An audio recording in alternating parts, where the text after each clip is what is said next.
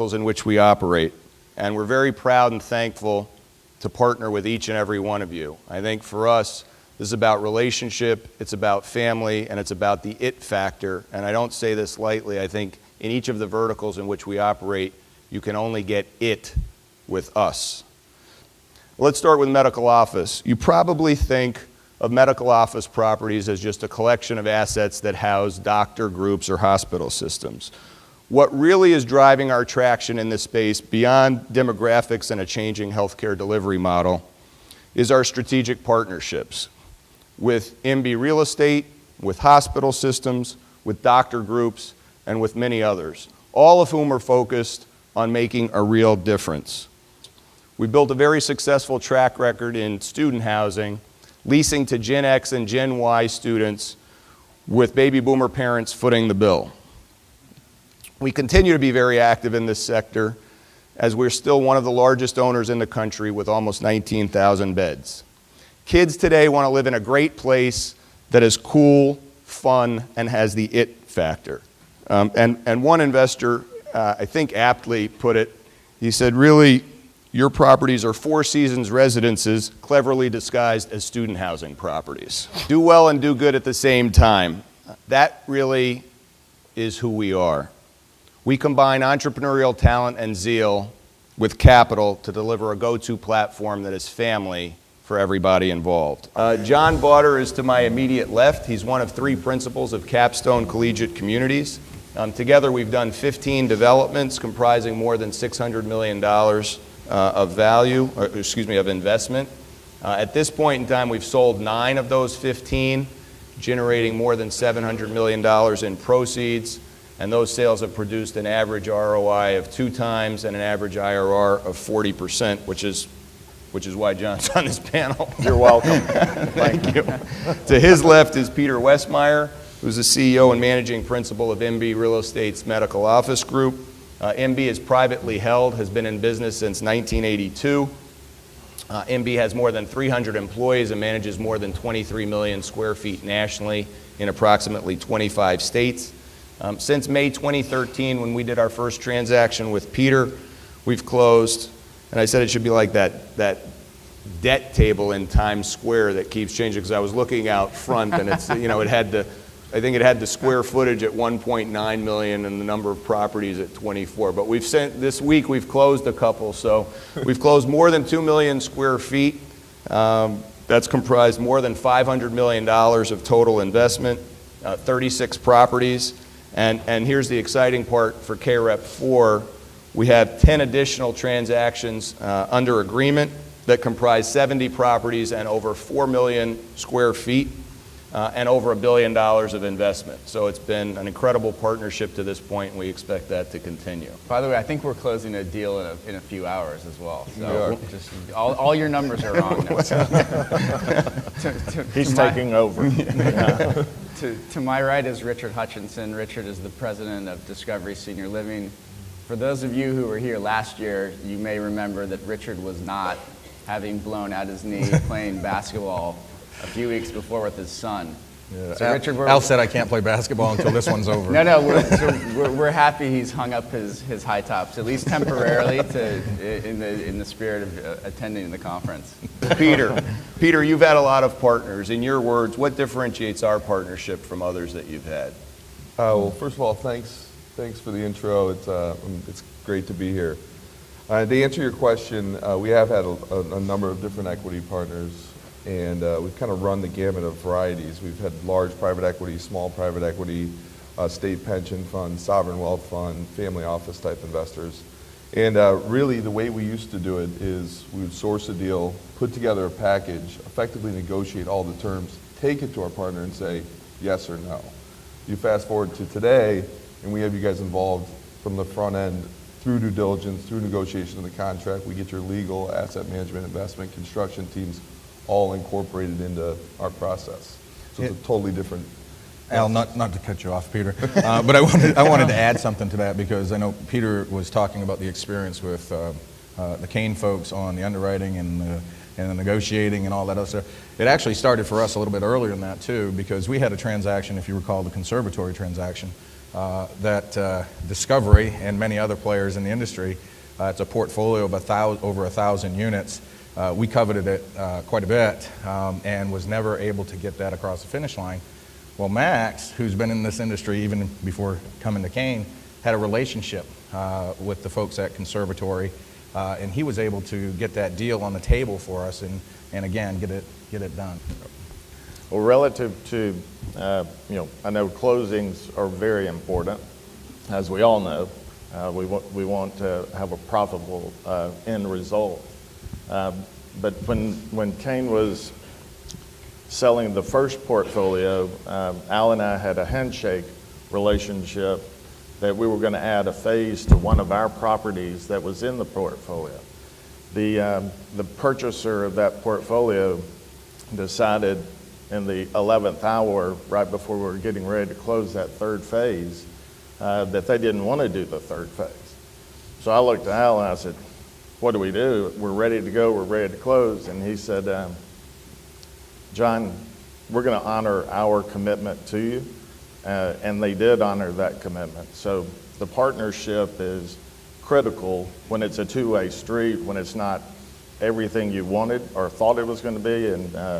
And Al and team did exactly what they said they were going to do. I would just say, following up on that, we had the only development that we've ever delivered late was a property in Boone, North Carolina that was being built last winter, and due to the horrific weather, we were not able to deliver it on time. And John and his team, Rob Howland, his partner, came in and said, hey, we're not going to be able to deliver this on time, and there are significant overruns, but that's why we do what we do. And so they completely stepped up. There was never a discussion about us putting in capital, let's retrade the deal, let's figure something else out. We didn't anticipate that. So it certainly works both ways. We've worked between the three of us the longest with Kane, and initially my team was going, oh my God, these guys are all over everything. They're in marketing, they're in management, they're in construction, but what is the result of that is now my team is excited to have them because it creates a collaborative effort, and the end result is we get a better product, we get new ideas brought to the table, so it's turned out to be terrific.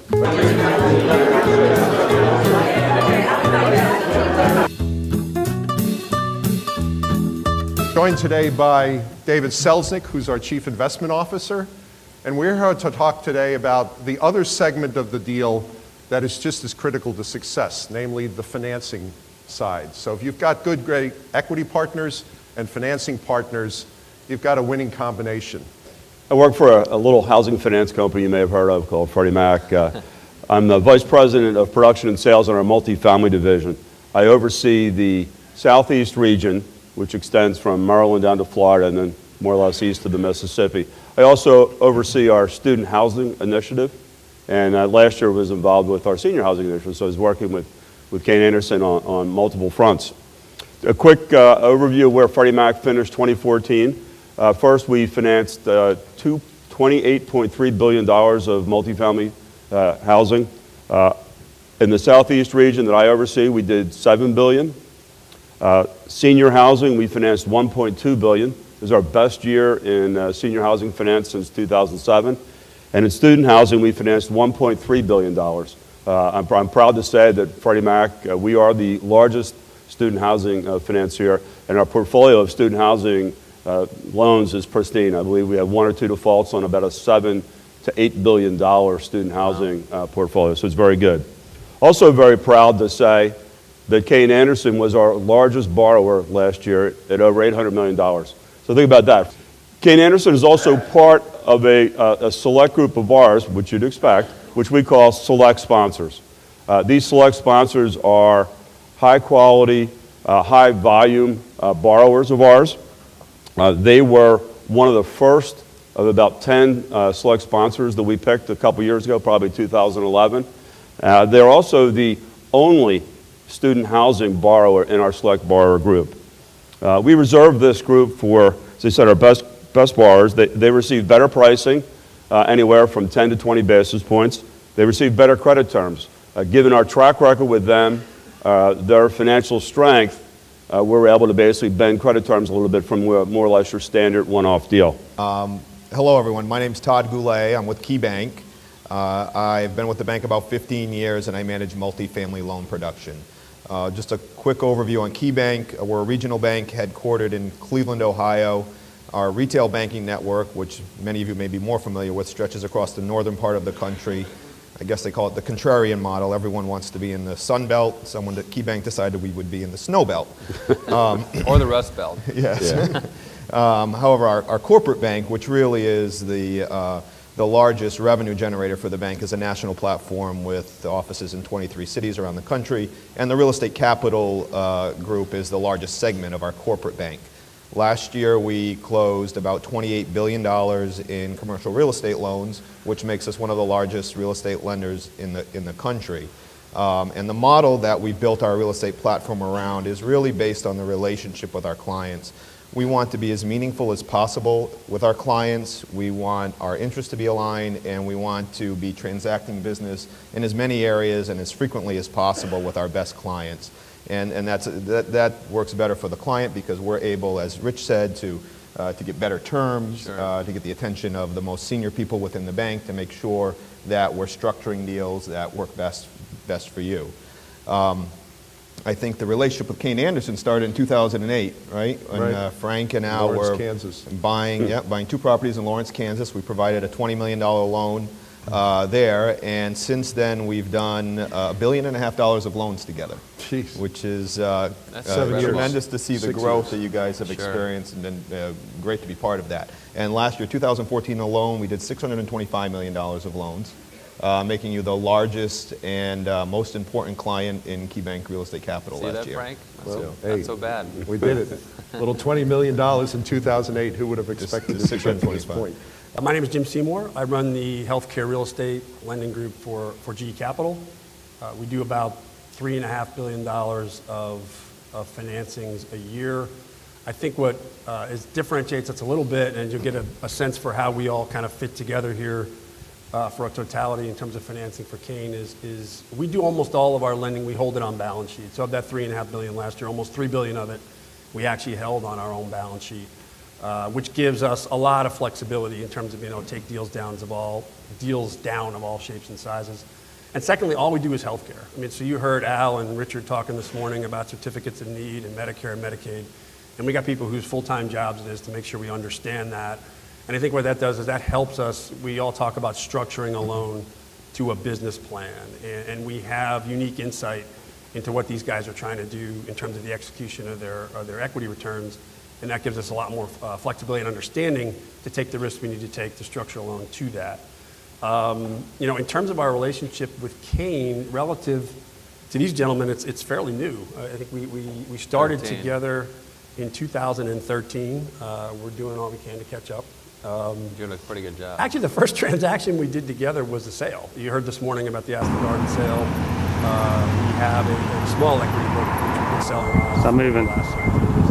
And we met with I think it was actually a hotel conference with DC, Frank and with Al, and we'd never met them before, and they kind of went through the Kayne Anderson story, and they talked about their selection of partners, and like it was one of the more exciting meetings I've had in a while, because I think, one, held the properties, and we felt like we had a buyer, but also we were thinking, given the scope of what they wanted to do in terms of medical office and in seniors housing, and what we do from a debt perspective, that it lined up beautifully. And I think really over the last couple of years, we've executed on that. We've closed about 19 loans. It's 19 loans. In 2 years, and knock wood, hopefully by the end of the first quarter, there'll be a few more. And over $500 million? Over $500 million in value. So it's been great.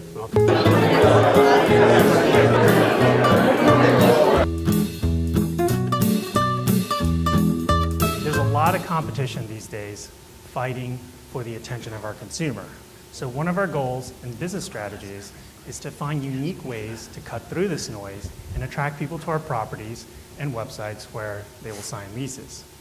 To achieve this, we're creating innovative strategies for our residents to foster that sense of community, generate buzz, and establish our properties as social hubs.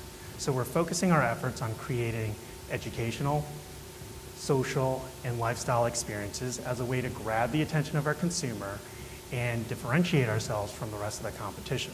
We're in the early stages of our relationship with each of these groups, and I wanted to ask you guys from your perspective, at this point, when you think about a Kane partnership at the 5-year timeline or the 10-year timeline, how are you guys thinking about it? How do you think it will grow? And we'd love to start with you. Sure. I think we're seeing now on some of our properties is that there's value for Kane to launch a bike sharing program at that campus. At that property. But what we're starting to see is that by having a bike sharing program on that campus, now the university wants to get involved. And we're starting to see this at properties like the Fuse, where Purdue University really wants to bring a bike sharing program to campus. And so what's really unique about this relationship is that there's value to just launch it at an individual asset, but now we can expand that bike sharing program throughout the entire campus, and Kane Anderson gets credit for helping start that program. And so, longer down the road, we envision becoming the Zipcar of the bike sharing industry, where we'd be at a majority of campuses around the country, and that bike sharing would be an important part of that transportation mix. Fantastic. And that's one of the things that we're seeing is if Purdue University decides to adopt Zagster, our property, the Fuse, is going to be a de facto campus site, and kids are going to be used to going and checking out these bikes, and it's going to be a wonderful extension that's going to help reinforce our property. Yeah, so we're incredibly excited about the partnership. I think it starts with this Millennial Money project, but I think the potential is really huge. And for us, like we've said, it's about creating a center point of sort of campus life and intellectual conversation around some of the economic issues that we're talking about. I could imagine going beyond what we're doing now to having even financial planning services or financial education services, like one-on-one with students. I think that would provide huge value, and obviously I think a lot of schools are actually not doing nearly enough to prepare students, for example, for how they're going to pay off their student loans when they get out. So I think there's tons of potential, but again, it's about sort of creating that center of campus life, a place that students really want to be. Okay, great. At the property in Eugene, at the actual property, we had an up-and-coming DJ. I think about 500 kids came out, so I think everybody was happy with the turnout. What we really want to do here is create a mechanism for kids to come from outside the properties, non-residents, to come in, be exposed, and to walk away and talk about, wow, that place is cool. You can play the amenity game, but that's something very special and you get word of mouth from that. It's also about, and we've had some separate discussions together about the synergies between our companies and the things that we could do together. We've always been, as an industry, part of the community. Community rallies around us, so we want to try and work with the other partners as well. And I've said to both of you candidly, I think that for Kane, separate from what you're doing with us, there's a business within a business here. There isn't a brand out there, and if you curate it properly and you're smart about it, that wouldn't want access in this way, in where they live, in the ways that they live. It's a no-brainer. Great. Well.